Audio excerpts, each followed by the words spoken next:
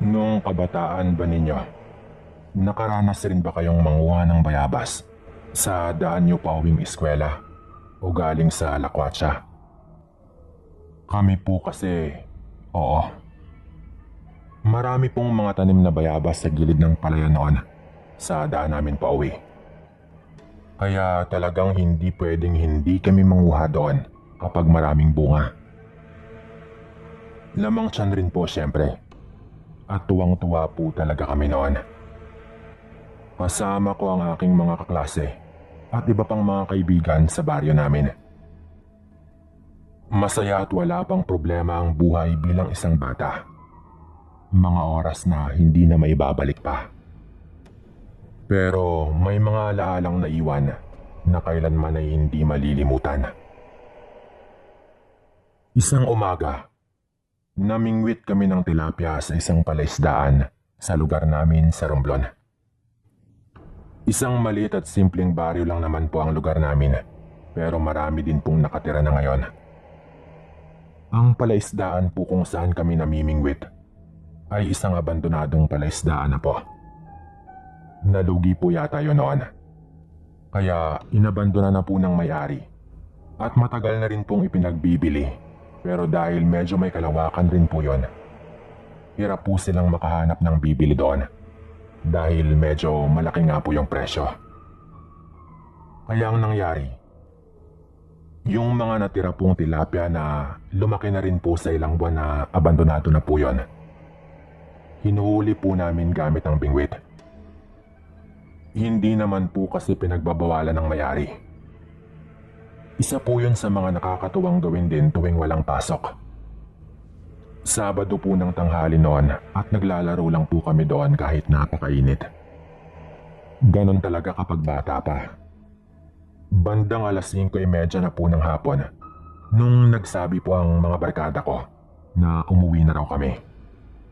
At tulad nga ng sabi ko, sa daan namin pauwi ay hindi pwedeng hindi kami manguha ng mga bayabas.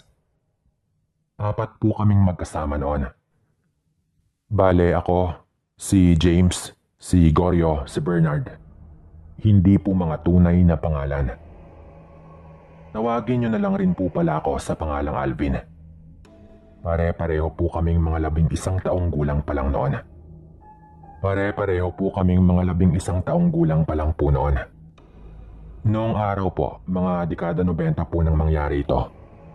Yung mga ganyang edad po, talagang totoy pa po kong ituring, lalo at hindi pa po kami tuli noon. Plano kasi namin noon na magpatuli bago po kami mag-high school. Kaya supot pa po kaming lahat ng panahon po na ito. Sa aming 4 po, ako po yung pinakamagaling umakyat ng bayabas. Siyempre meron pong mababa lang, pero meron din pong matataas na puno na kailangan po talagang akyatin. Inakyat ko po ngayon ng isang puno doon sa may gilid po ng daan. Malapit lang po sa palayan. Nagmamadali na po ako noon dahil medyo padilim na rin po. At hindi pa po ako nakapag-igib ng tubig sa balon nila Aling Marites, kapitbahay po namin. Marami pong bunga noon sa may tuktok po ng puno, kaya syempre ay hindi ko po yun palalagpasin. Habang ang mga kaibigan ko ay abala naman din sa pangunguha sa mga mababang puno. May dala po akong supot sa itaas noon. Pilit ko pong inaabot ang isang malaking bayabas sa may dulo po ng sanga. Ngunit nabigla po ako noon nang makita ko pong parang may tao doon sa loob ng kubo, sa may gilid po banda ng palayan, malapit po sa bayabas na inakyat ko. Kung paano ko po yung nakita, yun ay dahil bukod sa mataas ang bayabas, mataas rin po na parte ang kinalalagyan nito.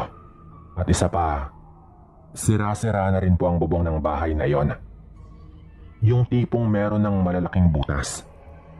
Kaya mula po sa itaas ng puno, agad ko po yung napansin at agad po akong napatingin doon.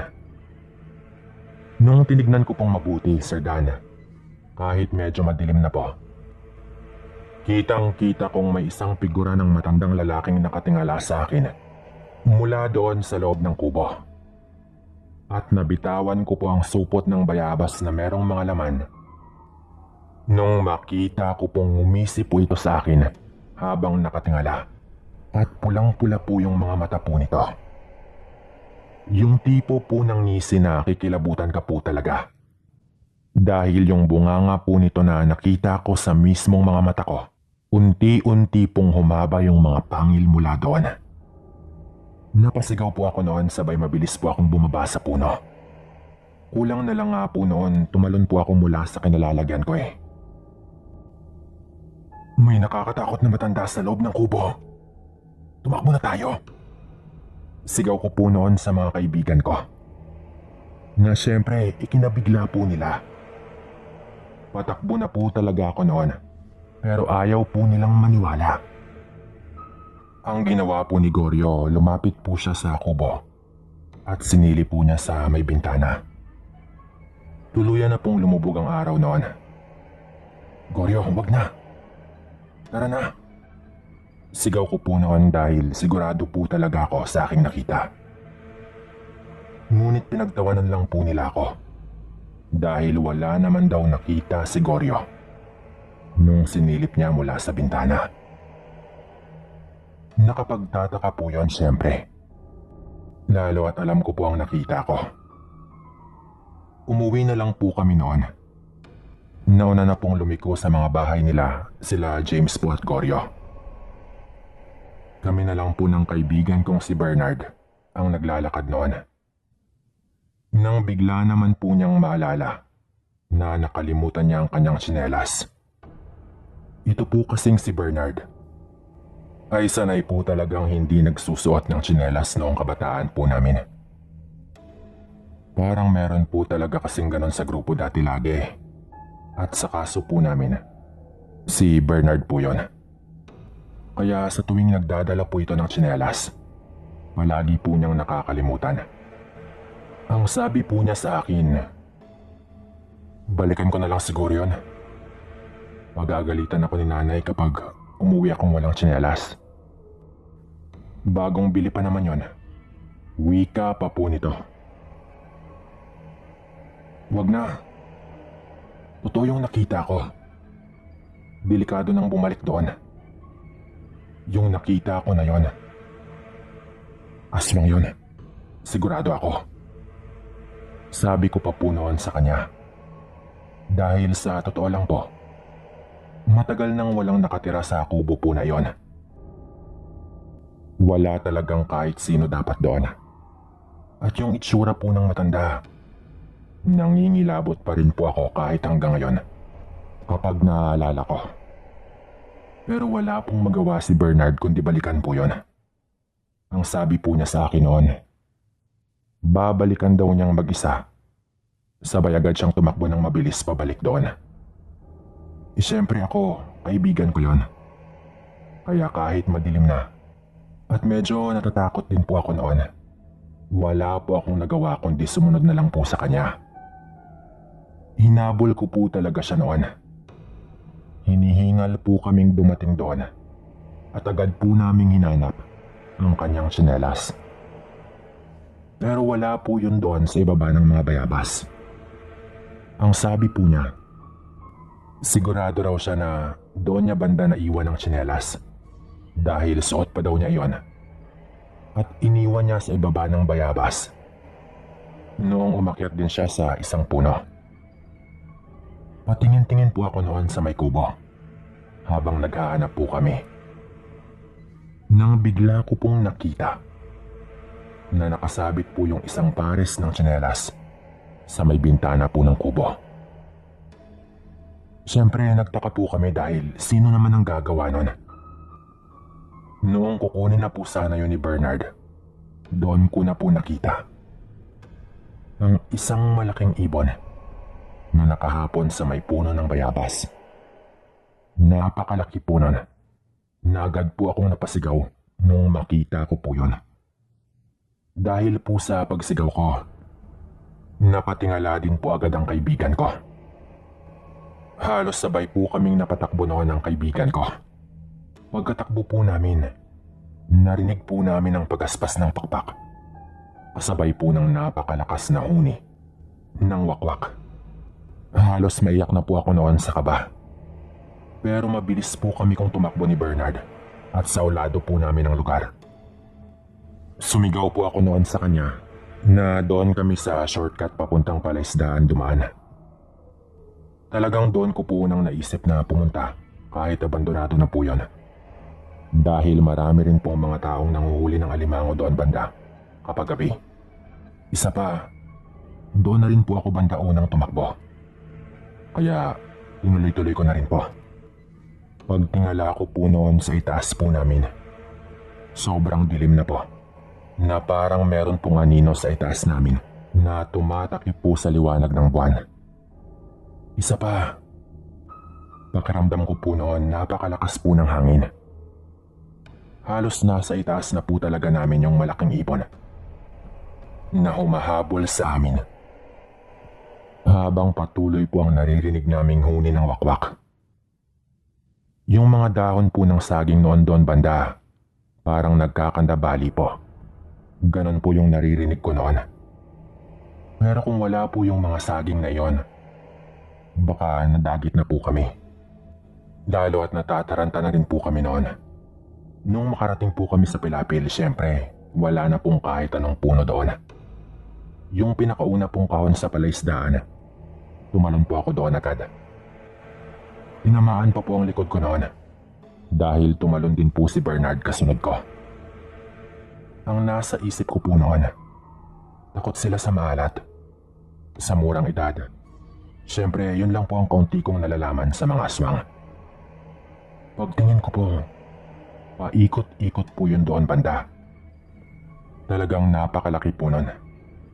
Parang payong po yung mga pakpak dahil sa sobrang lapad. Na natatakpan po yung liwanag ng buwan sa ibaba kapag nasa itaas po namin ito. Puno na po ng mga lumot yung Palaisdaan na natalunan namin. Kaya lumulutang po yun sa tubig na medyo makapal na rin po. Doon po kami noon banda. At ulo lang po namin yung nakalabas. Kahit ang baho po ng tubig doon. Para malinaw lang po yung mga Palaisdaan po na yon, konektado po yon sa ilog. Na kung saan ay tubig alat po yung dumadaloy na tubig.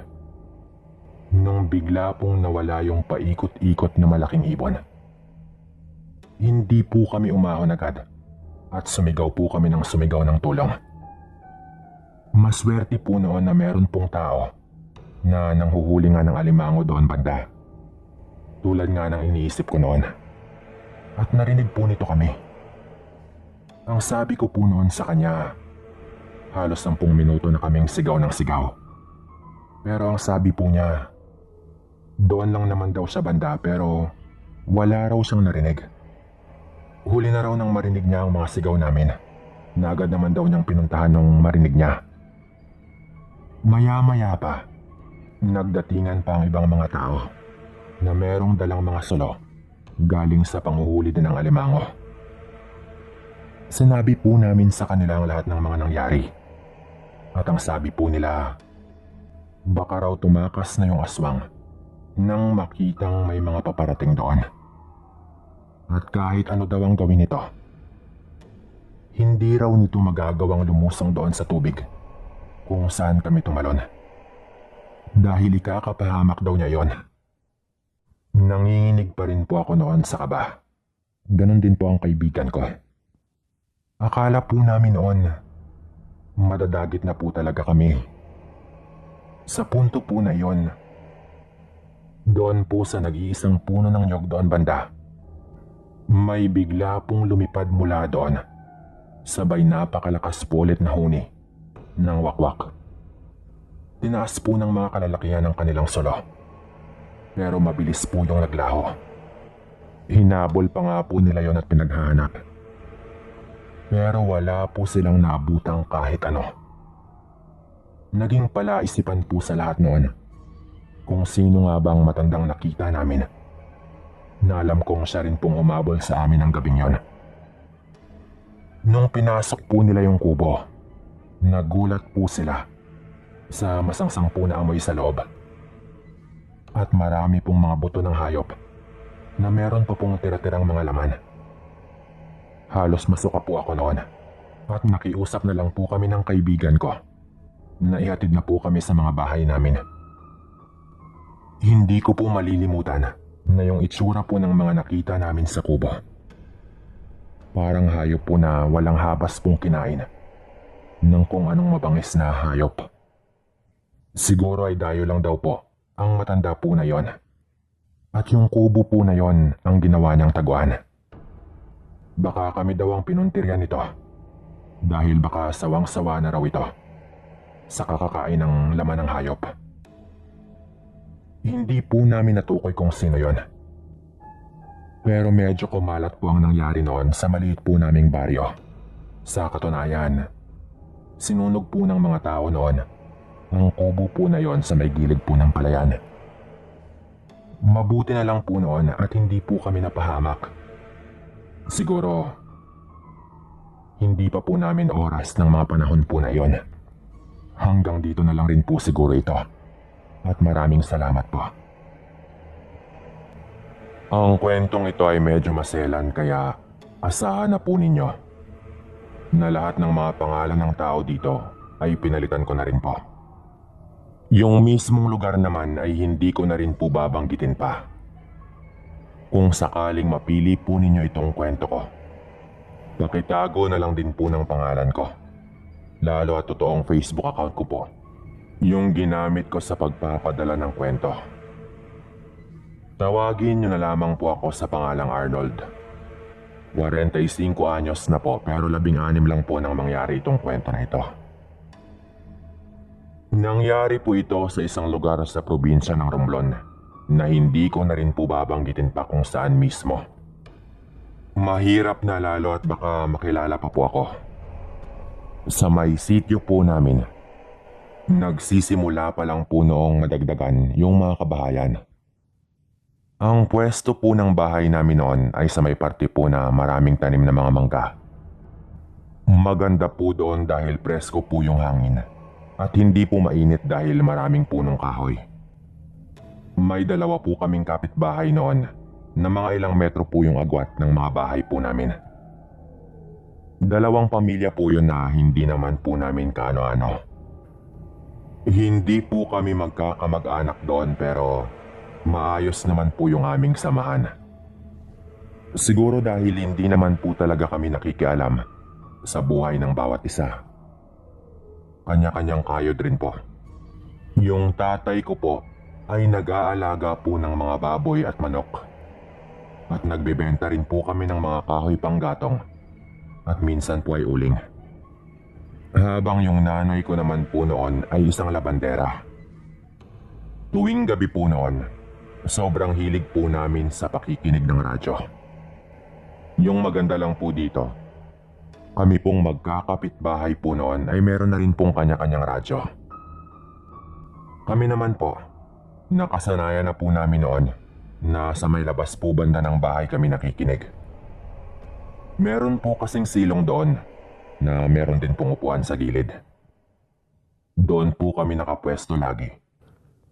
At sakto din po yon dahil madalas po kaming nag-iihaw ng saging na saba habang nakikinig ng radyo.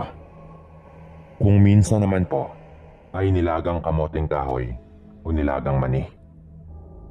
Yung tipo pong meron po kaming kinakain kahit ano habang nakikinig sa radyo. Isang gabi po noon, kami lang po ng nakababata kong kapatid na si Ariel yung nakikinig ng radyo. Natulog po ng maaga sila nanay noon dahil may pupuntahan po sila kinabukasan. Mga 14 anyos pa lang po si Ariel noon, Sir Dan. Hanggang bigla pong mapadaan si Mang Nestor doon. Isa po sa mga kapitbahay namin.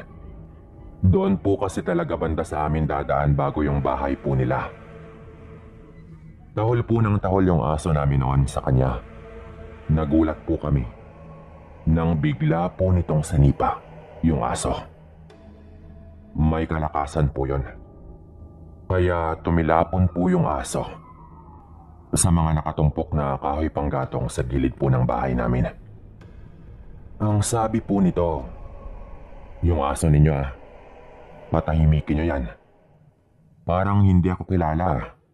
Ako lang yung tinatahulan niya lagi. Samantalang lagi niya naman akong nakikita. Nakakabwisit yan Singhal pa po ni Mang Nestor noon. Nakainom po yata ito at kahit po sa amin, ang sama po ng kanyang tingin. Agad ko pong nilapitan yung aso namin noon at tinignan ko po kung nasaktan po ito. Hindi na po ako sumagot noon kay Mang Nestor dahil baka magising pa po si tatay at siguradong mag-aaway pa po sila kapag nangyari po yon.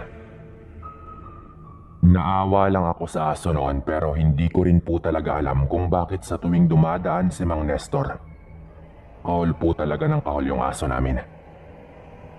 Ang sabi po ni Ariel noon, alam mo kuya, siguro may kung ano kay Mang Nestor. Kaya parang galit na galit lagi yung aso sa kanya. Uwi ka pa po ni Ariel. Ang sabi ko naman, baka nagkataon lang. Palakahol din po talaga kasi yung aso namin. Tumahimik na lang yung kapatid ko noon. Pero aaminin ko po, Sir Dan, na yung bagay po na kanyang naiisip ay naisip ko na rin po noon pa man. Sa totoo lang, parang gusto ko pong gantihan si Mang Nestor noon dahil sa kanyang ginawang pagsipa sa alaga naming aso. Pero mukhang maayos lang naman po yung aso namin noon at ayaw ko rin po ng gulo. Nung sumunod po na gabi, ganun po ulit yung eksena. Ang pinagkaiba lang po noon ay kasama na rin po namin si nanay. Doon po banda sa labas habang nakikinig ng radyo.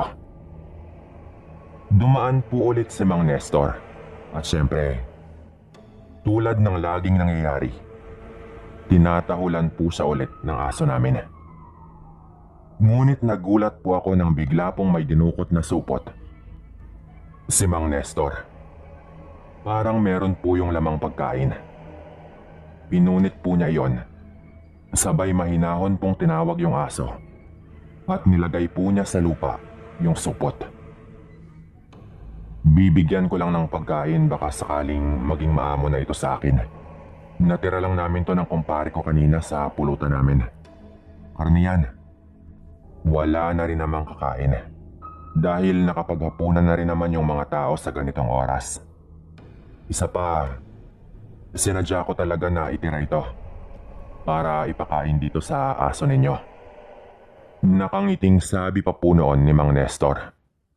Hindi ko po alam noon pero nagduda po ako sa kanyang ginawa. Pero nang makita ko pong kinain nga po yun ng aso namin at tumigil naman po ito sa pagtahol, ngumiti na lang din po ako. Pagkatapos po nun, agad naman pong dumiretso sa kanila si Mang Nestor. Lumipas po noon yung mga 2 araw at napansin kong parang hindi na kumakain yung aso namin. Nung padilim na po, napansin ko rin po na parang iba po yung ikinikilos nito. Nag-aangil po ito pero hindi ko pa naman po masabing bayolente. Nagawa ko pa nga pong itali yun sa puno. Pagkatapos po naming maghapunan, lumabas po ako para bigyan po yun ng pagkain. Meron naman po siyang parang maliit na bahay doon. Ginawa ko lang din po yun. Doon ko na po napansin na yung mata po ng aso nanlilisik na po at namumula. Nagsimula na rin po itong maglaway, Sir Dan. Yung tipong parang nauulol na po yung aso. Sinigurado ko na lang po noon na maitali ko po ito dahil umaasa pa rin po akong babalik po ito sa normal. Papasok na po sana ako noon nang bigla ko pong mapansin si Mang Nestor na nakasilip po sa kanilang bintana. Nung magkatinginan po kami, ngumisi pa po ito sa akin. Agad ko pong naalala noon na pagkatapos ng pinakain niya sa aso namin, hindi na kumain pang muli yung aso at nagsimula ng magkaganon. Nung sumunod po na araw, mas lumala pa po yung lagay ng aso. Hanggang sa meron na nga pong mangyari noon na talagang nagtulak po sa akin para gumawa na po ng hakbang. Kinagabihan po, sumigaw po yung kapatid ko na nakawala daw sa pagkakatali yung aso. Pagtingin ko po, ninatngat po pala nun yung tali. Samantalang matibay po yon at bago pa. Ilang sandali lang po ay nakarinig kami ng ingay doon sa kulungan ng mga manok. Kaya tumakbo po kami papunta doon. At doon ko na po inabutan na yung aso po namin kumain po ng isang manok. Hindi po maliit ah. Naabutan po naming nilalantakan po nito ang isang inahing manok. Doon na po lumabas si tatay na may hawak pong itak. Alam ko po noon na kailangan ko na pong patayin ang mahal ko pong alaga. Dahil nagiging mapanganib na po ito. At gusto ko po ay ako mismo yung gumawa. Kaya kinuha ko po yung itak kay tatay. At ako po mismo yung pumatay po doon. Sandali lang po yung nag-angil. At nung tinaga ko na po, parang tinanggap na lang po ng hayop yung kanyang kapalaran. Galit na galit po ako noon, Sir Dan. Kaming lahat ay duda po talaga sa pinakain ng hayop na Nestor po na yon. Yung kapatid ko po noon, pumunta na po pala kay Mang Nestor. Sinumbatan na po talaga niya ito. Pumunta din po kami ni tatay doon. At ang sabi lang po ni Mang Nestor, wag daw namin siyang sisihin sa sinapit ng aming alaga. At baka bagay lang daw po yon sa hayop.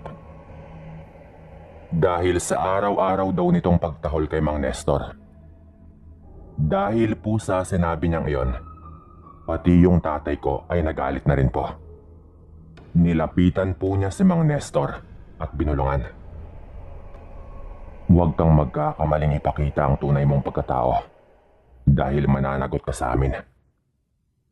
Pabulong pa pong sabi ng tatay ko noon. Sabay umalis na po kami at inilibing po namin yung katawan ng aso. Ngumisi lang pong parang demonyo si Mang Nestor at hindi po ito nagbitaw ng kahit anong salita. Hanggang sa isang gabi po noon, pauwi na po kami ng kapatid ko galing sa pag-deliver ng mga kahoy panggatong sa isang lugawan sa baryo din po namin. Nagrenta lang po kami noon ng ginamit naming pang-deliver. Ginabi po kami dahil pinaghintay pa po kami sa bayad nung bumili. At pinaayos din po namin yung radyo namin doon sa bayan. Dahil nasira nga po yon. Malapit na po kami sa bahay nang bigla pong napalingon yung aking kapatid. Ang sabi po niya ay tumakbo na raw po kami dahil may nakita daw siyang lalaking sumusunod sa amin. Ngunit bago pa man po namin nagawa yon, bigla pong may lumabas sa damuhan na agad pong tinalunan yung kapatid ko. Nasaan yung tao po yon, Sir Dan, pero kung kumilos po, para pong isang hayop eh. Kung hindi ko po nahila agad yung kapatid ko noon, baka nadumog na po yon nang nilalang na alam po namin pareho na isang aswang. Nanginginig po noon yung kamay ko habang sinusubukan ko pong itabo yung aswang gamit po yung hawak ko na sulo. Sumisigaw po ako ng tulong habang ginagawa ko yon. Naririnig po namin yung pag-angil habang parang aatake na po ito. Nung akmang muli po itong atake, bigla pong may sumigaw na tumakbo na raw po kami. Sabay meron pong lumabas na lalaki at agad po niyang tinusok ng isang pinatulis na kawayan yung nilalang po na yon. Nang mangyari po yon, kitang-kita po naming ininda po yun ng aswang bago po yun tumalon sa isang puno. Tay, ikaw pala. Ikaw ba yung nakita kong sumusunod sa likod namin kanina? Sigaw pa po noon ng aking kapatid.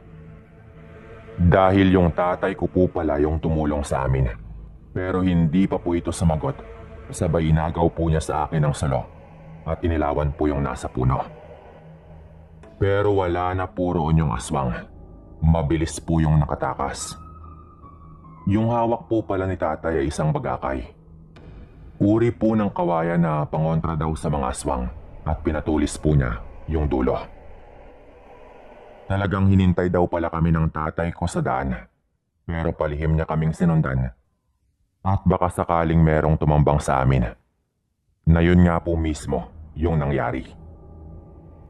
Si Nestor yun. Sigurado ako.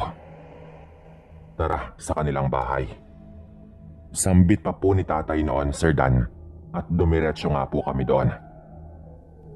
Pilit pong pinapalabas ng tatay ko noon si Mang Nestor. Na alam po niyang nasugatan niya ng malubha. Pero iyak po ng iyak noon yung kanyang asawa. At nakikiusap na huwag na raw pumasok sa kanilang bahay. Marami po noong anak si Mang Nestor na maliliit pa. At lahat po ng mga yon ay nag-iiyakan po noon. Alam po naming nandun po si Mang Nestor dahil sa labas po ng kanilang pinto, meron pong mga patak po ng dugo. Narinig po ng isa naming kapitbahay yung kaguluhan. Sila Aling Mila at ang asawa po nitong si Mang Gregorio. Galit na galit po yung tatay ko noon at pinakita pa po nito yung dugo sa dulo ng pinatulis na kawayan. Pero kahit ako po, naawa po ako noon sa maliliit pa pong anak nila Mang Nestor na noon ay nag-iiyakan na nga po at nakaharang din po sa pinto na parang ayaw po nilang patayin po talaga ni tatay ang ama nila syempre. Pati po yung nanay ko noon, yakap-yakap na po yung tatay ko na pilit po niyang inaawat. Sa tulong na rin po nila Aling Mila ay kumalma naman po yung tatay ko at pumasok na nga po ng bahay. Ang sabi po nila Aling Mila noon at Mang Gregorio, matagal na rin daw po silang duda kay Nestor. Sila na lang daw po yung bahalang makiusap sa mga ito. Ang naging usapan nga po noon, Sir Dan, bigyan lang namin sila ng ilang buwan at maghanap sila ng malilipatan. At yun nga po yung nangyari. Umabot po sa punto na nilisan na nga po nila Mang Nestor yung lugar po namin. Bago po ito umalis, humingi po ito ng tawad sa amin at nangakong magbabagong buhay na daw po siya.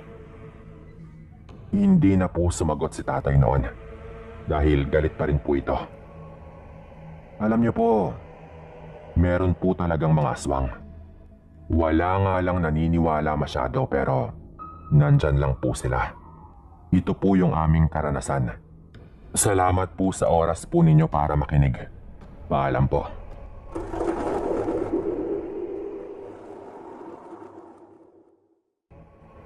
Isang magandang araw sa inyong lahat, saan man kayong lugar naroroon. Jerry nga po pala ng Romblon. 54 po ang edad at meron na rin pong asawa at mga anak. Nangyari po itong ibabahagi kong kwento dito po sa Romblon. Ako po ay laking probinsya. Nasanay sa simple pero masaya po na buhay simula pagkabata. Ang tatay ko po ay isang panday. Simula nung maliit pa lamang po kami.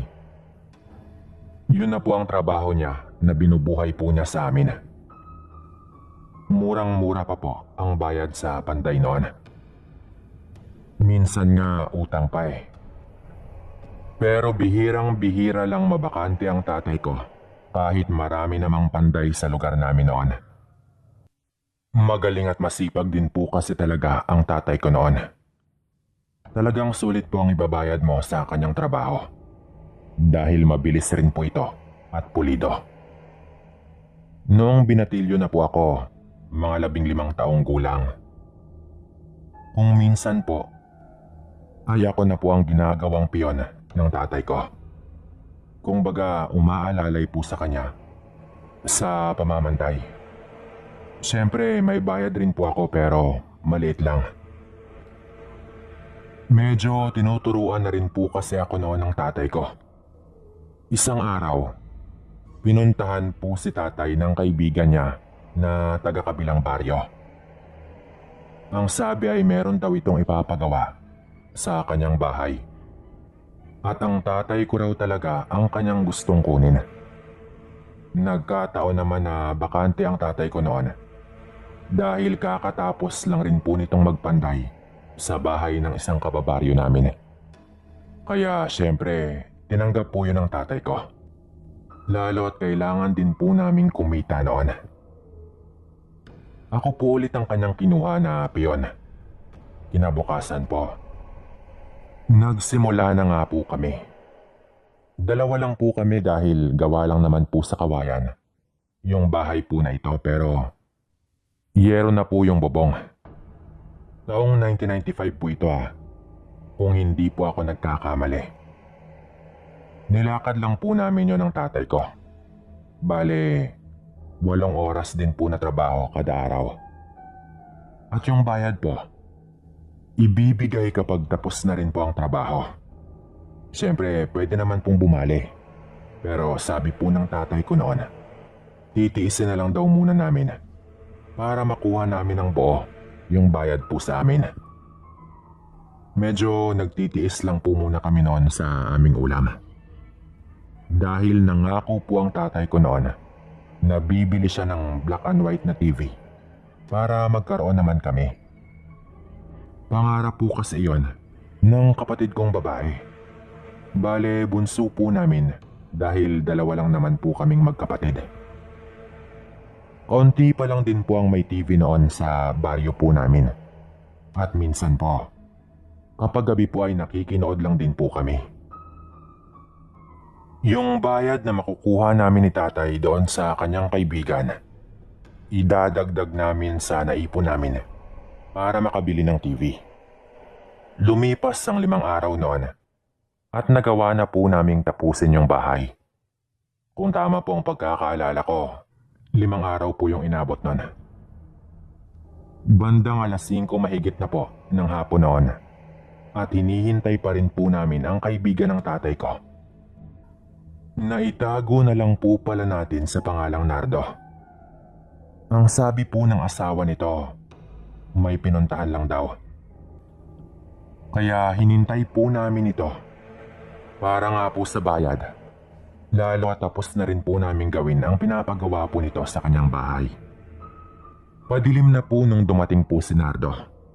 Siyempre, matyaga po kaming naghintay noon. Pero hindi po maganda ang bigla nitong naging bungad sa kanyang pagdating. Pre, utang muna . Umuwi na muna kayo. Salamat . Babayaran ko naman kayo kapag nakaluwag-luwag. Sabi po nito kay tatay. Nung sinabi po niya yon, kalmado pong sumagot ang tatay ko. Naku pre, alam mo namang kailangan din namin. Nagtiis kami ng ilang araw para makuha ng buo yung bayad. Kahit mag-abot ka lang ng kahit magkano pre. Nang may maiuwi man lang kami. Ilang araw nang puro gulay yung ulam namin . Wika po noon ng tatay ko. Pero nagulat po kami sa naging sagot po ni Nardo. Wala nga pre. Tinalo ko sa sugal sa bayan. Intindihin mo na lang muna pre. Medyo galit pa po nitong sagot na kinainit na po ng ulo ng tatay ko. Ikaw pa talagang galit? Hindi ko naman kasalanan yan kung tinalo mo pa sa sugal. Pinaghirapan naming magtrabaho. Sinama ko pa ang anak ko. Alis na lang muna kami. Pero bukas, mag-abot ka kahit kalahati . Sige na, ayoko ng away. Pahabol pa po na sabi ng tatay ko. At medyo sinipa po nito yung mga nakatumpok po na kahoy. Dahil na rin po siguro sa inis po nito.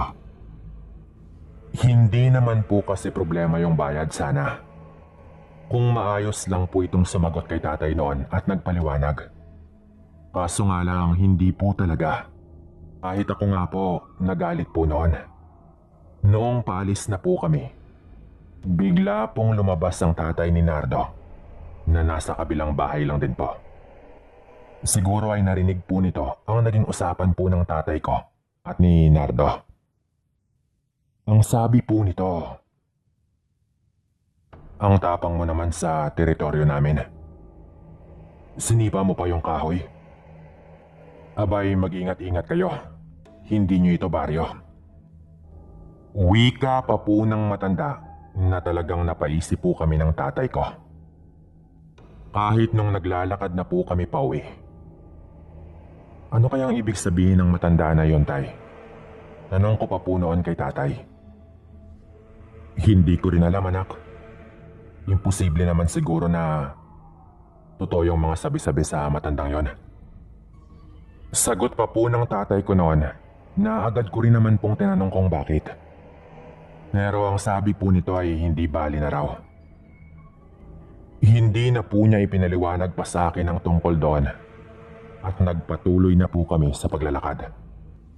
Mahaba-habang lakaran din po. Siyempre sa kabilang baryo pa po yung bahay po namin.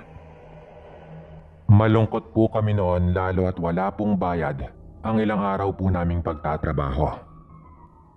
Hindi man niya pinapakita masyado pero alam kong galit na galit po noon ang tatay ko sa kanyang kaibigan. Barkada pa naman din po niya pero ganun po yung inasal sa kanya. Sa harap ko pa po mismo. Kung wala po ako doon baka nag-away na po sila. Nagpipigil lang po ang tatay ko noon dahil nandoon po ako. Alam ko po yun nung tinitignan po nito ako nung tinataasan na po siya ng boses ni Nardo. Maya-maya pa po habang naglalakad at pakanta-kanta pa po ako para sana pakalmahin ang tatay ko. Nung biglang parang may dumaang kung anong malaking bagay sa itaas po namin. Siyempre gabi na rin po noon. Mag-aalas 7 na rin po ng gabi nung naglalakad po kami noon. At medyo maliwanag naman po ang buwan. Yung tipong mapapansin mo po talaga na parang biglang may dumilim sa itaas namin dahil nga po sa aninong idinulot po noon. Nung punto po na yon, wala pa po akong naiisip na kung ano siyempre. Akala ko lang po ay baka may malaking ibon lang na dumaan. Pero nung may naririnig na po kaming malakas po na pagaspas sa paligid, nalatang galing po talaga sa malaking ibon. Na alam kong hindi na po normal. Medyo natigilan po kami sa gitna ng daan. Bilisan natin ang paglalakad, anak. Huwag kang tumigil.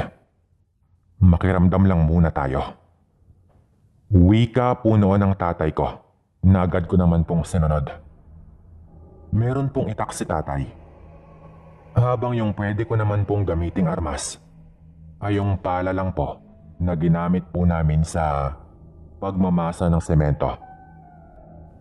Doon po sa kaunti lang naman pong parting semento sa sahig po ng bahay nila Nardo.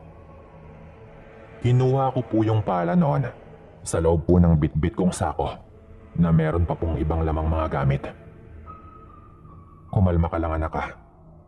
Mukhang may sumusunod sa atin pero hindi ko alam kung baka tinatakot lang tayo o baka atakihin nga tayo. Sabi pa po ng tatay ko noon. Mukhang alam ko na ang sinasabi mo tungkol sa matanda, tay. Aswang yung matanda. Tama ba? Tanong ko pa po noon. Pero nagsimula na po kaming makarinig ng huni ng wakwak sa likuran po namin. Kaya hindi na po nakasagot ang tatay ko noon. At mas binilisan pa po namin ang paglalakad. Maya-maya pa po, nagsimula na po akong pagpawisan noon. Dahil kinakabahan na nga po ako noon. Ilang sandali lamang po, nakita po mismo ng mga mata ko na meron pong lumapag sa isang puno sa unahan po namin. Na parang isang napakalaking ibon. Hindi, malabo pong ibon yon. Kahit sa unang tingin pa lang. Napakalapad po kasi ng pakpak noon, Sir Dan. Nung bigla po itong lumapag sa sanga ng puno, yung maliliit po na ibon na nakahapon doon, nagliparan po lahat. Yung tipong parang harapan po nitong ipinakita sa amin ang anyo po nito. Na talaga namang nakakatakot, lalo na yung mga pakpak po nito at yung pulang-pulang refleksyon ng liwanag ng buwan sa mga mata po nito. Hindi ako takot sa iyo, Berting. Sigaw pa po noon ang tatay ko. Si Berting po yung matanda na tatay po ng kanyang kaibigan. Nung sinigaw po yun ng tatay ko, muli pong lumipad pa itaas yung nilalang po na yon at mabilis po kaming nalito kung saan na po yun nagpunta pagkatapos. Anak, magtago ka dyan sa loob ng mga kugon. Wika pa po ng tatay ko noon na sinunod ko na lamang po. Lalo at seryoso na nga po ang sitwasyon noon. Nagmadali po ako nagtago doon sa loob ng mga kugon. Siguro halos pagkapasok ko lang po doon, agad po akong napalingon. Nung parang meron pong biglang bumagsak at agad pong napasigaw ang tatay ko. Paglingon ko po, yung aswang po pala yon, Sir Dan, na parang bigla pong sinubukang dagitin ng tatay ko. Bahagya pong nakaladkad ang tatay ko noon. Doon po sa may damuhan sa gilid ng daan. Pero kitang-kita ko rin po na pilit pong tinataga ni tatay yung nilalang po na yon. Hanggang sa mabitawan po nito sa daan yung kanyang hawak na itak. Nung makita ko po yon, Sir Dan, kusa na pong gumalaw yung katawan ko. At tumakbo po ako para damputin po yung itak ng tatay ko. Sabay tumakbo po ako papunta sa kanila habang dinudumog na po ang tatay ko ng aswang po na yon. At tinaga ko po sa likod yung aswang po na yon. Nung makita ko po yung dugo sa hawak kong itak, nanigas po ako noon sa pagkabigla. Pero agad po akong natauhan nung makita kong may sugat ang tatay ko sa kanyang braso. Inalalayan ko po siya noon at imbis na habulin pa po namin ang aswang, nagmadali na lang po kaming umuwi. Mabuti na lang po at mababaw lang yung sugat ng tatay ko. Kahit may kahabaan po yon dahil nakalmot nga po ng aswang. Pero nataga naman po ng ilang beses ng tatay ko ang aswang na yon bago po niya mabitawan ang kanyang itak. Pag-uwi po sa bahay namin, halos hindi po alam ni nanay noon ang kanyang gagawin. Pero maswerte na lang po at hindi naman maluba yung sugat ng tatay ko. Wala po kaming kapitbahay, Sir Dan. Malayo po ang mga agwat, kaya kahit ang ingay po namin ng gabing yon, mukhang wala naman pong nakarinig talaga ng malinaw sa mga nangyayari. Pinalipas po namin ang gabi na yon at talagang wala po sana kaming balak na ilihim yon. Pero umagang-umaga pa po kinabukasan, madilim-dilim pa. Mga alas 5 po ng umaga. Pumunta po doon si Nardo sa bahay po namin. May hawak pa nga pong itak ang tatay ko noon bago po niya binuksan ang pinto. Kahit nilinaw naman po agad ni Nardo na hindi gulo ang kanyang ipinunta. Pagbukas po ng pinto, agad pong ibinalita ni Nardo na malubha na raw ang lagay ng kanyang tatay. Sabay abot po nito ng pera sa tatay ko. Bilang kabayaran daw po sa pagtatrabahong ginawa namin. Inutang lang daw muna niya yon. Ang sabi pa po nito, alam daw niyang alam na namin ang pagkatao ng tatay niya, kaya wala nang dapat pang itago. Ang tatay naman daw niyang may kasalanan sa nangyari. Kaya hindi daw siya galit sa amin, lalo at siya nga ang pinagmulan ng lahat. Ang pakiusap lang daw po nito, wag na raw sana naming ikwento pa kahit kanino ang nangyari. Ilang araw lang po pagkatapos po nun, nabalitaan na po namin na namatay na po si Mang Berting. Aminin ko man po o hindi, isa po ako sa dahilan kung bakit po siya natuluyan. Matagal na panahon na rin po ang nakaraan kaya naglakas po ako ng loob na ikwento po ito. Hanggang dito na lang din po siguro ito. Salamat po, Sir Dan, kung mapili. At sa inyo pong lahat na mga nakikinig.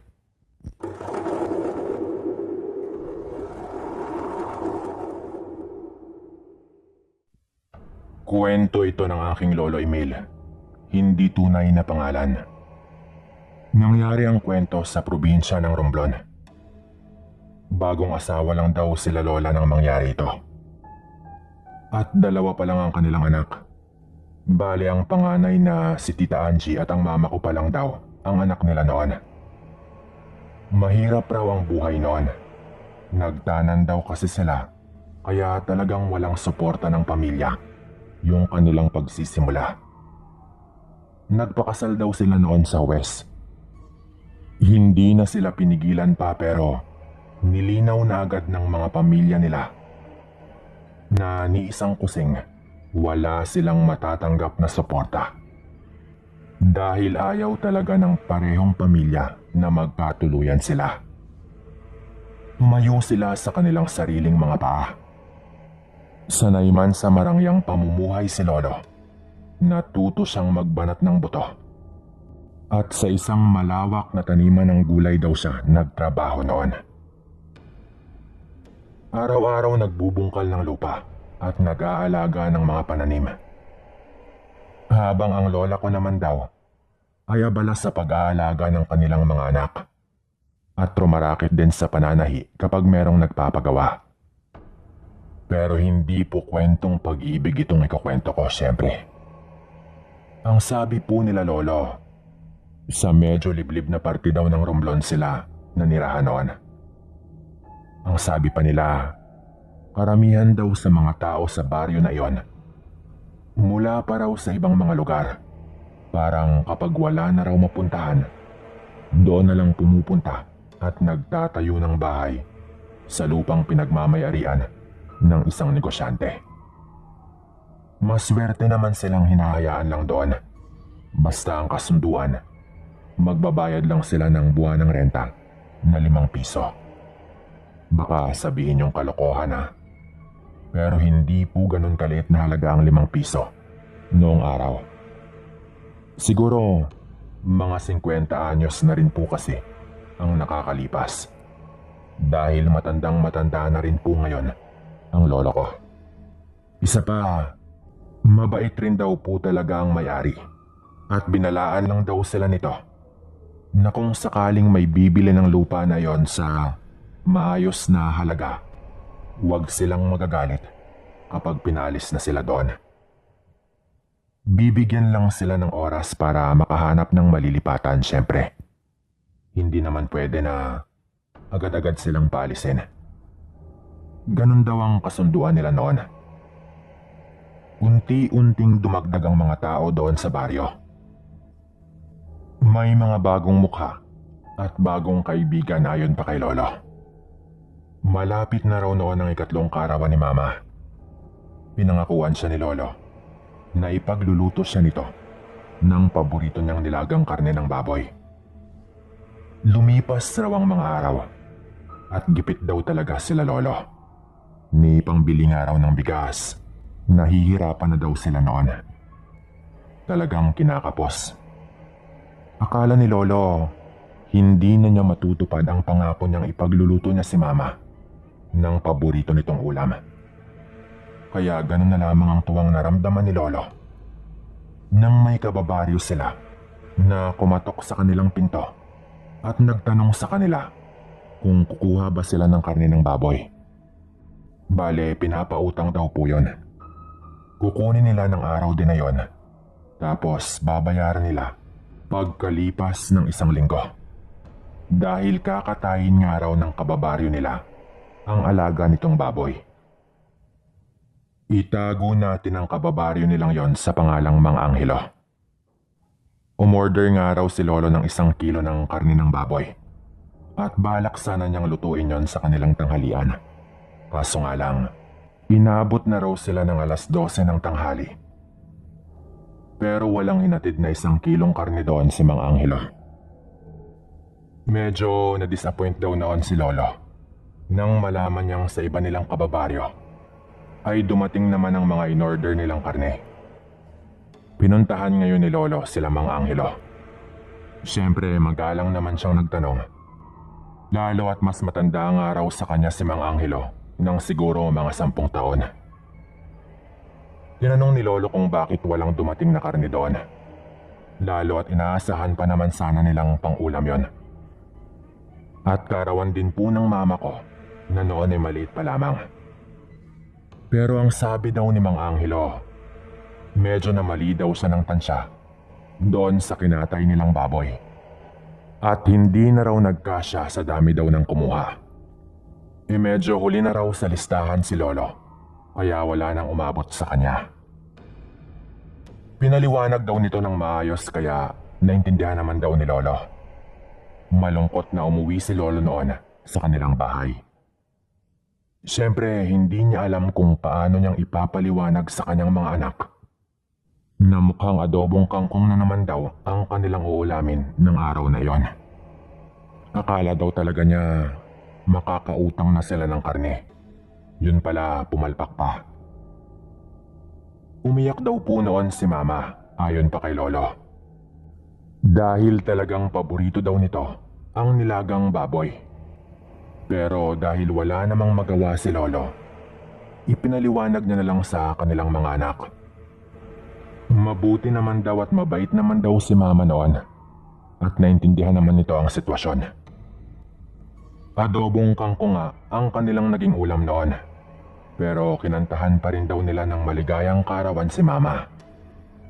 Nung gumabi na raw, bandang 6:30, nagulat sila Lolo dahil may kumakatok daw sa kanilang pinto. Binuksan daw po yun ni Lolo at nagulat siya nang makita si Mang Angelo. May hawak-hawak raw ito na supot na merong lamang karne. Ang sabi daw nito, sa kanila raw sana yon dahil uulamin din sana nila pero naawa daw ito kay Lolo kaya hinabol niyang ibigay.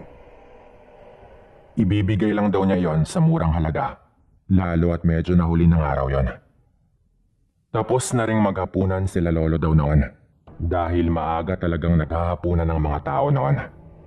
Pero tinanggap pa rin daw yun ni Lolo, lalo at sa murang halaga nga yun ibinigay sa kanya. Tulog na rin daw ang mga bata noon. Imbis daw na nilaga, ay inadobo na lang daw yun ni Lolo. Dahil nung nililinis daw niya yung karne, ay parang may ibang amoy na raw yun. Nung naluto na, si Lola daw talaga ang kumain daw ng una. Habang ang lolo ko naman daw ay tumikim lang ng sabaw nun. Nung niluluto niya pa iyon, para lang lasahan kung baga.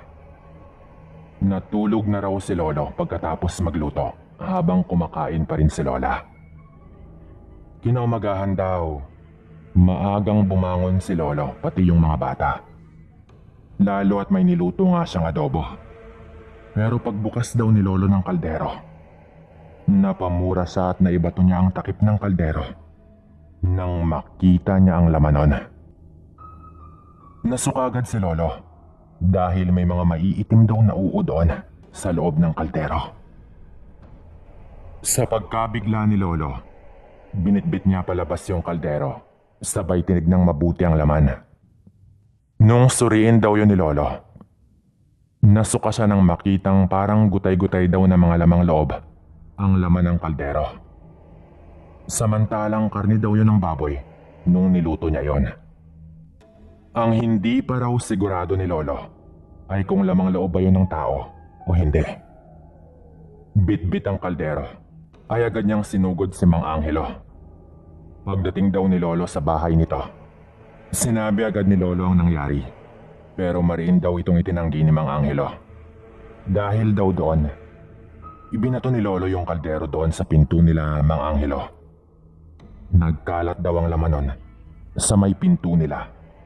Pero imbis daw na magulat, ay ngumisi lamang daw si Mang Angelo nang makita niya ang laman ng kaldero. Nung nagtitinginan na raw ang ibang mga taga doon, umalis na lang daw si Lolo para wala ng gulo. Pag uwi niya, isa pang problema ang kanyang madadatnan dahil namimilipit na daw sa sakit ng tiyan ang lola ko noon. Nakakain kasi ito ng niluto ni lolo. Dali-dali siyang sinugod ni lolo sa isang albularyo. At talagang nagtugma daw yung sabi ng albularyo sa lahat ng mga nangyari. Pinainom daw nito si lola ng pinaghalo-halo niyang mga gamot. Pero hindi daw agad na isuka ni lola ang kanyang nakain. Kaya ang ginawa ng albularyo, hinilot pa raw nito si lola sa kanyang tiyan. Pagkatapos daw po nun, nagtanong si lolo kung aswang ba talaga itong si Mang Angelo. At direkta daw na sinagot yun ng albularyo ng oo. Nagtanong ang albularyo kung anong gagawin nila, pero sabi daw ni lolo, siya nang bahalang gumanti. Basta siguraduhin lang daw ng albularyo na mailabas ni lola sa kanyang katawan ang kanyang nakain. Bagay na ginawa naman ng albularyo. Ang sabi pa daw ng albularyo, may galit daw kay lolo itong si Mang Angelo. Doon na raw inamin ni lola na dati daw palang nanligaw din sa kanya si Mang Angelo. Hindi naman daw niya akalain na doon pala ito nakatira sa baryong nilipatan nila para makapagsimula. Yun lang daw ang naisip na motibo ni lola noon. Pag-uwi raw nila, bago pa raw dumilim, ay pinaghahasaan na ni lolo ang kanyang itak at patalim. Galit na galit daw si lolo noon na talagang aantayin daw niya ang aswang ng gabi din na yun mismo. Alam niyang magkakaalaman na sila sa gabing yon. At gustong harapin yun ni lolo nang walang tulong ng albularyo. Habang abala si lolo sa pagbabantay sa labas, nagulat daw siya nang magsigawan sila lola doon sa loob ng bahay. Tumakbo raw siya papasok at naabutan daw niya mismo na hinihila ng isang nakakakilabot na aswang si mama mula doon sa bintana. Pilit naman daw hinihila pabalik ni lola ang anak nila.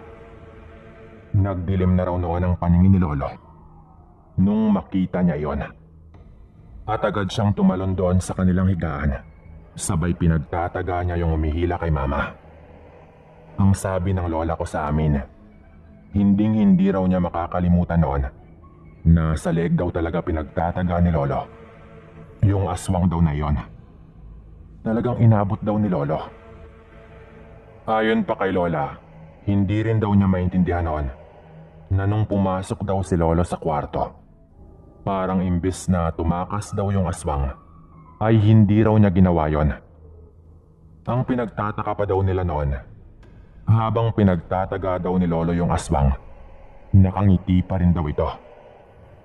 Pero yung ngiti na parang hindi insulto, kundi parang tanggap na daw nito yung kanyang kapalaran.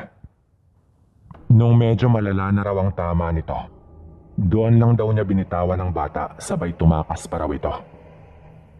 Na parang kung iisipin daw, nagpapakamatay daw ang aswang na yon. Siguro bago pa lang kayo nakarinig ng ganito dito. Pero talagang ganun daw ang pakiramdam nila lolo noon. Parang tinanggap lang daw ng aswang yung pagtaga. Kinabukasan, nabalitaan na raw nila na wala na si Mang Angelo. Takang-taka daw sila noon. Sino ba namang hindi?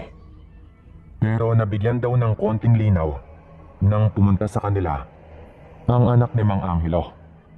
Ang sabi daw nito, nung gabi daw pala na iyon, talagang sinabi raw ng kanyang ama na para makabawi siya sa kanyang kasalanan, hayaan daw nito na patayin siya ng lolo ko. Hindi daw nila yon maintindihan ng una. Pero ang sabi daw ng anak niya, may malubha na raw palang sakit ang kanyang ama. Yung tipong hindi na rin daw pala magtatagal si Mang Angelo.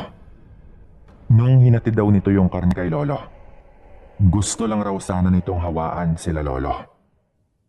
Hindi na raw kasi talaga makapag-isip ng tama ang kanyang ama simula nang magkasakit pa ito. Ayon pa sa anak ni Mang Angelo.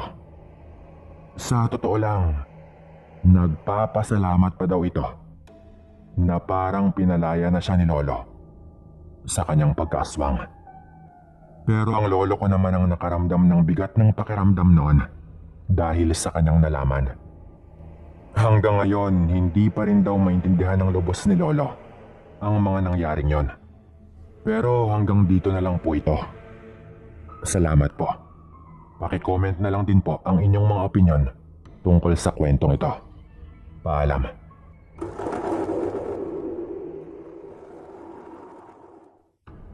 Kamusta at magandang araw po sa inyong lahat. Bago po ako magsimula, kung sakaling nakikinig po dito ang tita ko, hello po sa iyo, tita. Tungkol po kasi ito sa kanya, itong aking ikukwento. Alam ko po kasing mahilig din po siya makinig sa mga ganitong kwento. Ako nga po pala si Justin. 30 anyos po pero nangyari po ang kwento kong ito. Mga 10 taon na rin po ang nakaraan sa bilang ko. Nangyari po ito dito sa probinsya po namin sa Romblon. Hindi po talaga ako naniniwala noon sa mga aswang po na yan. Siguro dahil mismo pong mga magulang ko at karamihan din po sa aking mga kamag-anak po noon ay hindi rin po naniniwala. Kaya syempre, lumaki po kaming ganun din ang paniniwala. Meron po akong tita kung saan po ako nakatira noon. Mag-isa po kasi ito sa kanyang bahay dahil wala po itong asawa. Nakapundar po kasi ito ng sarili niyang bahay kaya nakabukod po ito kila lola. Ninang ko po ito kaya parang ako po yung pinaka-close din po sa kanya. Tawagin po natin siyang Tita Maria. Ito pong si Tita Maria ay panganay po nila mama at isa po itong dating guro. Pero maaga po itong nagretiro simula po nang magtayo ito ng isang sari-sari store. Pagod na rin po kasi ito sa pagtuturo at medyo malayo pa po noon yung eskwelahan kung saan po ito nagtuturo. Dahil parang maayos naman din po yung tinatakbo ng kanyang maliit na negosyo noon, nag-decide po si tita na magretiro na talaga sa pagiging guro. Maghihintay na lang daw siyang mag-edad ng 60 para makatanggap ng kanyang pensyon. Habang ine-enjoy naman po niya ang pagmamanage ng kanyang tindahan. Medyo wala pa pong tindahan noon doon po banda sa amin. Kaya medyo malakas din po yung tindahan niya. Kaya medyo malakas rin po yung tindahan po ng tita ko noon. At okay naman din po yung kanyang kinikita. Minsan ako rin po yung nagbabantay doon. Tumutulong naman po ako syempre sa mga gawaing bahay, sa mga pagbabantay ng tindahan, sa kahit ano po. At nag-aaral pa nga po ako sa kolehiyo noon. At ang tita ko pong ito yung sumusuporta po sa akin. Siyempre, sinusuklian ko naman po ng pagtulong. Ang problema nga lang po dito sa tita ko ay napaka-tsismosa pong klaseng tao. Hindi po sa hinihiya ko siya ha. Pero talagang totoo po. Parang isa po sa paborito niyang gawin ay ang makipagtsismisan po sa kung sino-sino. Lalo na po yung mga bumibili po sa kanyang tindahan. Hindi naman po namin alam noon na mapapahamak si tita dahil sa ugali niya pong ito. Minsan habang namimili ng mga paninda ni tita doon sa bayan, nakasabay po namin sa tricycle ang isa po sa kanyang mga kumare.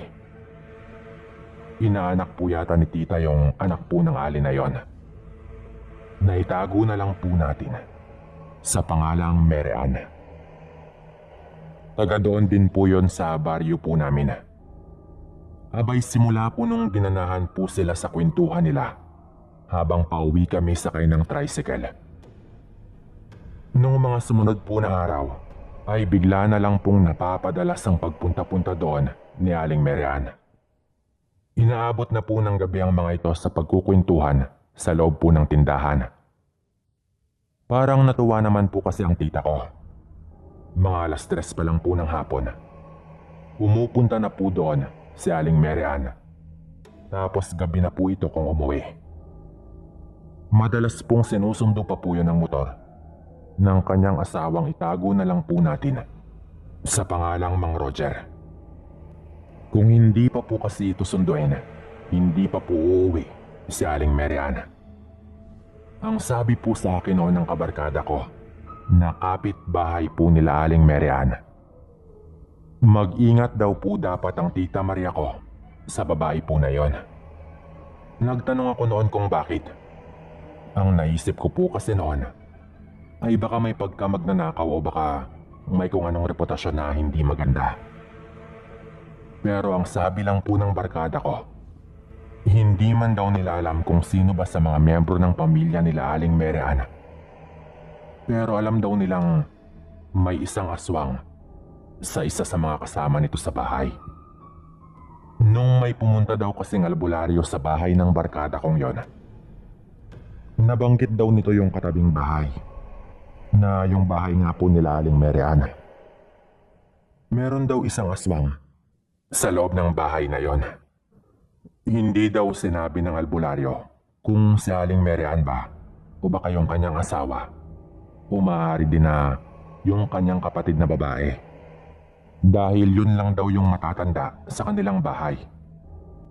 At ang iba ay mga bata pa.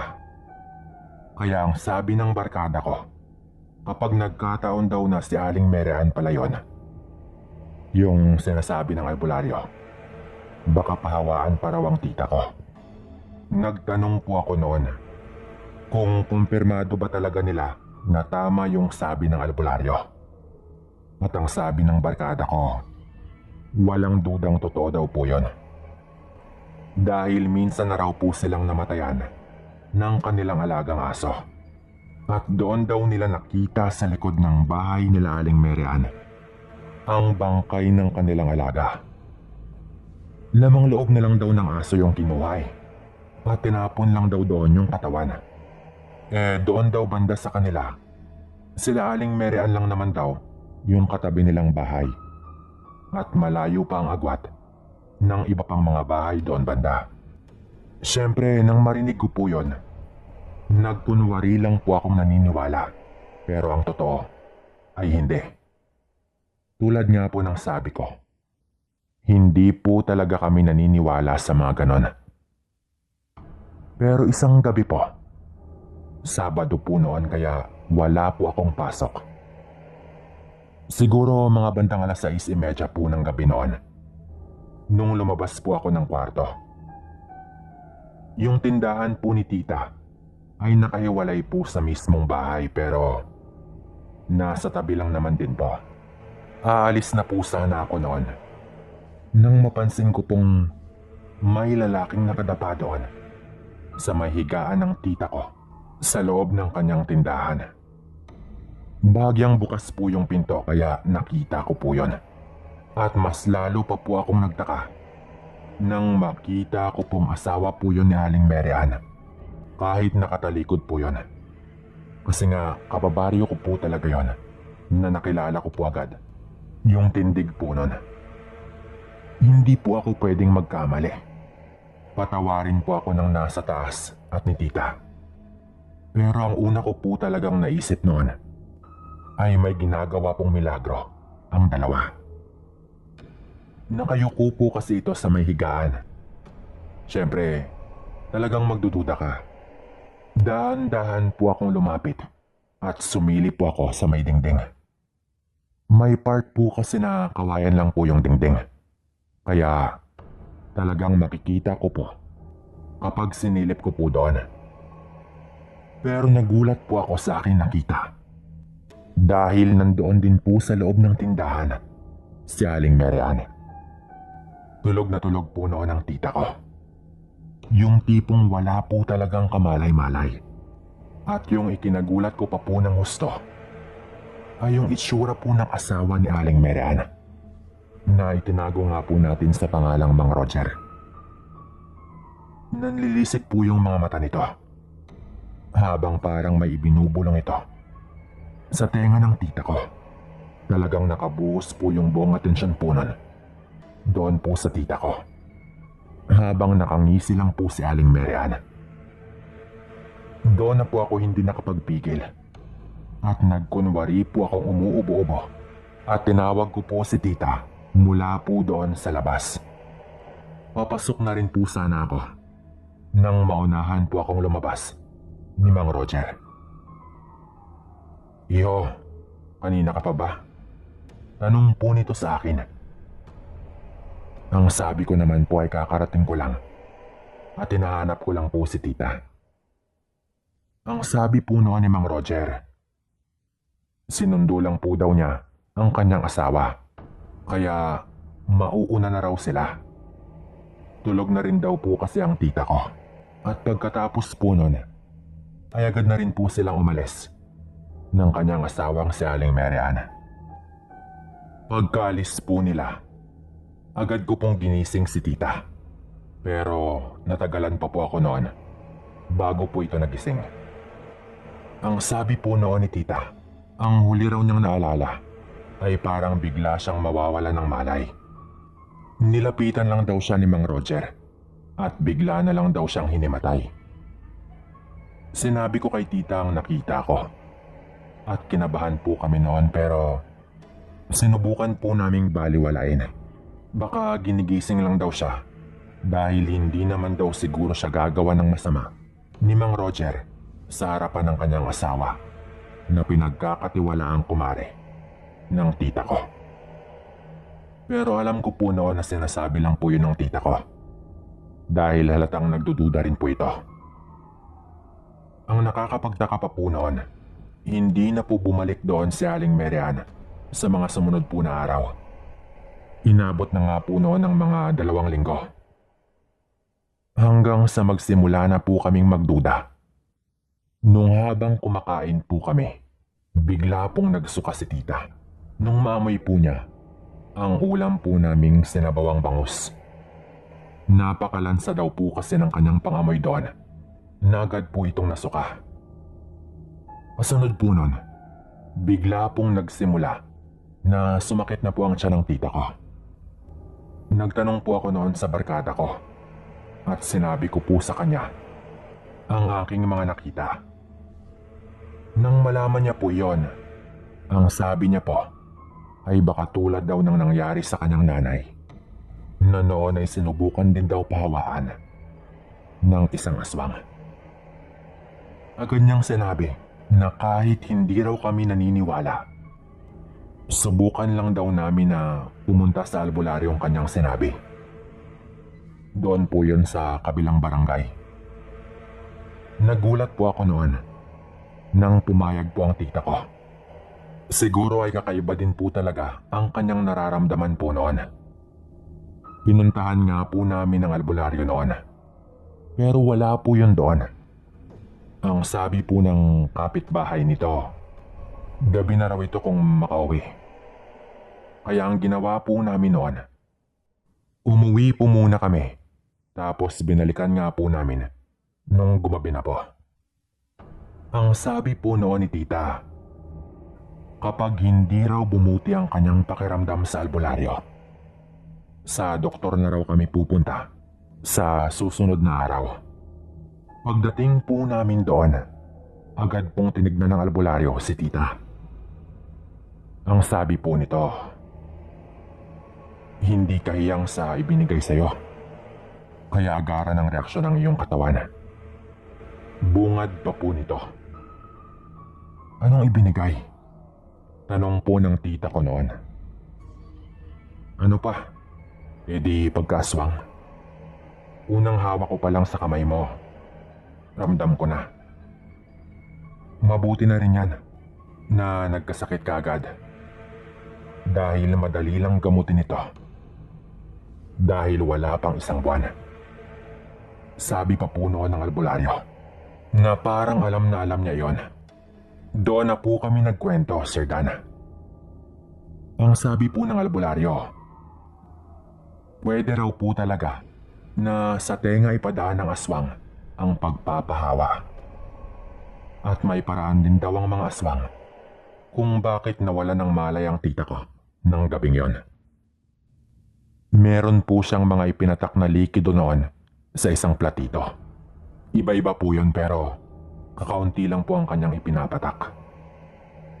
Ang sabi niya po doon sa isang bote na hawak niya, binaba daw po yun sa apdo ng bayawak.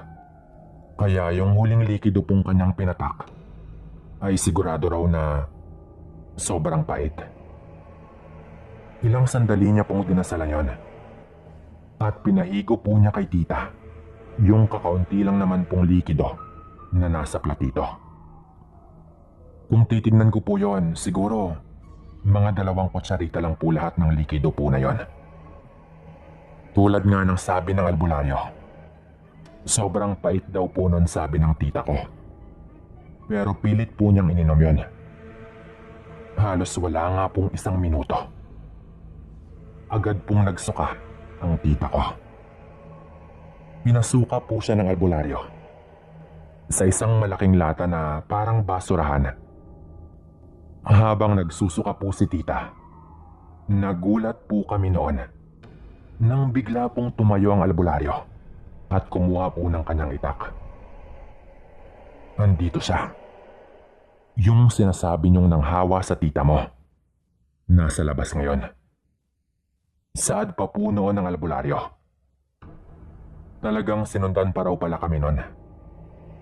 Paglabas po ng albularyo, nagulat po kami noon na nagsiliparan po ang mga ibon doon sa isang puno sa harap po ng kanilang bahay. Na parang kung ano man po yung nandoon ay sobra pong natakot nung lumabas na po yung albularyo. Nakita ko siya pero mabilis siyang tumakas. Hayaan nyo, pahihirapan ko yung may gawa sa'yo nito. Siya pala yun ah. Kilala ko na ang taong yon. Sabi pa po ng albularyo na parang kilala po talaga niya yon. Papatayin niyo ba? Tanong po noon ng tita ko. Ang sabi ng albularyo, kung siya lang daw ang masusunod, ay kaya raw niyang gawin yon kahit hindi niya personal na puntahan si Mang Roger. Pero ang sabi po noon ng tita ko, basta magamot lang daw siya ay okay na. Binuhusan po noon ng gas ng albularyo yung pinagsukahan po ng tita ko. At agad po niya yung sinilaban. Hindi ko po nakita kung ano ba talaga ang itsura nun. Dahil maitim-itim lang po na likido ang nakita kong sinuka ng tita ko. Pagkatapos po nun, pumunta pa po ng 1 beses noon ang albularyo doon po sa bahay para masiguradong magaling na ang tita ko. May ibinigay po ito sa amin noon na tinatawag po niyang panaming. Hindi ko po alam kung anong ibig sabihin nun. Pero naalala ko po talaga na yun po yung tawag niya doon. Basta nakabalot po yun ng itim na tela. Nadalhin daw namin lagi kapag lalabas kami ng gabi. Pero wag daw naming dadalhin kapag pupunta kami ng sementeryo. At yung kay tita naman daw, lagi lang niyang ilagay sa kanyang bulsa para hindi na raw maulit. Lalo at kung sino-sino nga yung kanyang nakakausap araw-araw dahil sa kanyang tindahan. Ni minsan po noon, hindi po bumalik doon sila Aling Mary Ann. Hindi ko po alam kung anong ginawa ng albularyo sa kanila. At baka natakot na po ang mga ito na bumalik pa doon. Ito po ang kwento ng tita ko. Hindi man po ganun ka nakakatakot. Totoo po ang lahat ng ito. Paalam po.